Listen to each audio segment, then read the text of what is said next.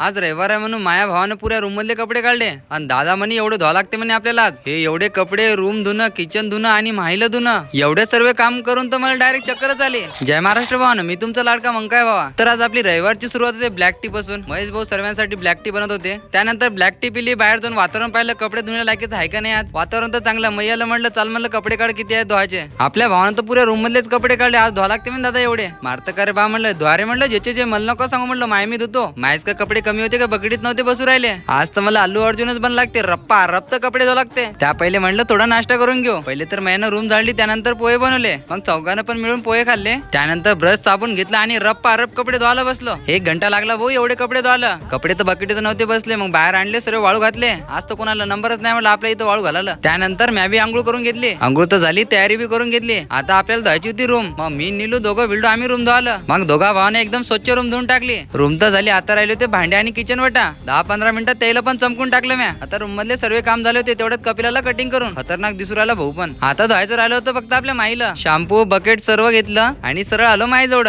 मग आपल्या माईला घेतलं, पहिले पाणी मारलं, मग शॅम्पूचं पाणी केलं आणि मग असं घासलं माईला की चकाचक करून टाकलं ना भाऊ. कसं आहे ना, आपली माई सेक्सी दिसली पाहिजे. आता कवा सर्व काम झाले, रूम मध्ये आलं, निवांत बसलो. चक्कर बिक्कर नव्हती आली तुमच्या भावाला. त्यानंतर जेवण केलं, माईची चावी घेतली आणि निघलो होतो व्हिडिओ एडिट करायला. तेवढ्यात आपली प्रेमाचे माणसं भेटले. मग काय भावा, असा सपोर्ट राहू द्या. त्या सर्वांना थोडा वेळ बोलला आणि टाटा बाय करून मी आलो व्हिडिओ एडिट करायला. चला मी व्हिडिओ एडिट करतो, तुम्ही फॉलो करून घ्या आणि जाता जाता तेवढं कमेंट करून जा की आज केलं का नाही तुम्ही साफसफाई.